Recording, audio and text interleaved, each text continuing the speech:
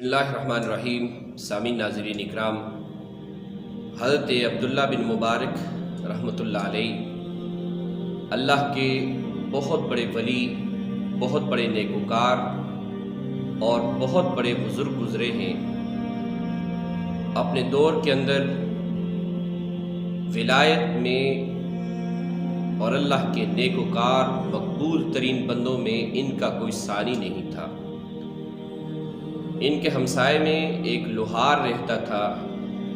اور یاد رکھیے گا کہ لوہار اس شخص کو کہا جاتا ہے جو لوہے کو گرم کر کے کوٹ کوٹ کر اس کو سیدھا پدرا کرتا ہے اور اسے اوزار بناتا ہے، اسے لوہار کہا جاتا ہے۔ اور سب سے مشکل ترین کام لوہار کا کام ہوتا ہے۔ تو ان کے ہمسائے میں یہ لوہار رہتا تھا۔ جب یہ فوت ہو گیا تو اللہ تبارک و تعالیٰ نے حضرت عبداللہ بن مبارک رحمۃ اللہ علیہ کو خواب میں دکھایا کہ ان کا جنت کے اندر مرتبہ حضرت عبداللہ بن مبارک کے مرتبے سے آگے ہے۔ انہیں جو محل ملا ہے، انہیں جنت کے اندر جو جگہ سیٹ ملی ہے، وہ حضرت عبداللہ بن مبارک کے مرتبے سے بھی زیادہ بلند اور زیادہ اعلیٰ اور زیادہ بہتر اللہ تبارک و تعالیٰ نے جنت کے اندر اس لوہار کو مقام مرتبہ عطا فرمایا ہوا ہے۔ تو یہ حیران رہ گیا حضرت عبداللہ بن مبارک کہ ان کا کون سا عمل تھا کہ جو مجھ سے بھی جنت کے اندر آگے چلے گئے ہیں، کیا عمل ہوگا؟ جا کر ان کے گھر والے سے پوچھا کہ کیا عمل کرتا تھا یہ بزرگ، یہ نیک انسان کہ اللہ تبارک و تعالیٰ نے اتنا بلند مرتبہ اور اتنا بلند رتبہ انہیں عطا فرمایا ہے، کیا عمل تھا، کیا ان کے معمولات تھے؟ انہوں نے کہا کہ دن بھر محنت مزدوری کرتا تھا، لوہا کوٹتا تھا، لوہار کا کام کرتا تھا، لیکن رات کو جب آپ کو کھڑا ہوا اللہ کی بندگی کے لیے، اللہ کی رضا کے لیے، عبادت کے لیے آپ کو کھڑا دیکھتا تھا تو آہ بھر کر کہتا تھا کہ کاش کہ مجھے بھی کسب معاش نے اتنا مجبور نہ کیا ہوتا کہ میں اٹھنے کے قابل نہیں ہوں، تھکاوٹ ہے دن بھر کی، تو میں بھی حضرت عبداللہ بن مبارک کی طرح اللہ کی رضا کے لیے کچھ محنت کر لیتا، اپنے مولا کو راضی کرنے کے لیے کوئی تگ و دو کرتا، اپنے مالک کو خوش کرنے کے لیے میں بھی کچھ محنت کر لیتا۔ یہ آہ بھرتا تھا، اور اسی طرح وقت گزرتا گیا اور ان کی موت واقع ہو گئی۔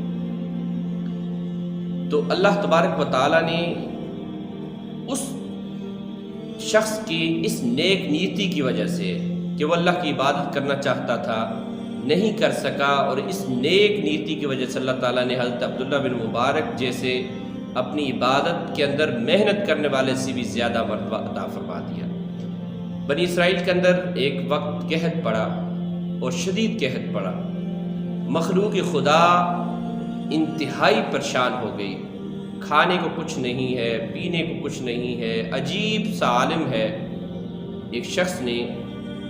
گزرتے ہوئے ریت کے ٹیلے کو دیکھا اور دل کے اندر اس نے کہا کہ کاش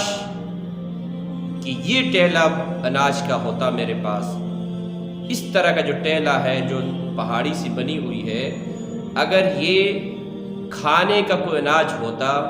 تو میں اس مشکل حالات میں، اس مصیبت کے ان لمحات کے اندر مخلوق خدا کے اندر تقسیم کر دیتا۔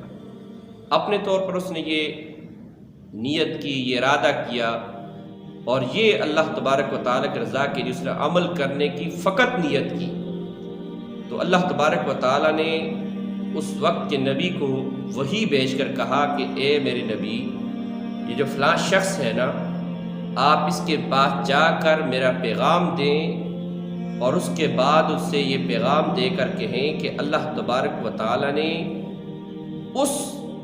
ٹیلے جتنا، اس پہاڑی جتنا جس کا اس نے ارادہ کیا تھا، جو اس نے الفاظ ادا کیے تھے، اس جتنا اللہ تبارک و تعالیٰ نے اسے اناج تقسیم کرنے کا، غریبوں، مسکینوں اور مشکل میں پھنسے ہوئے لوگوں کے اوپر تقسیم کرنے کا وہ اجر عطا فرما دیا۔ ریت کا ٹہلا ہے،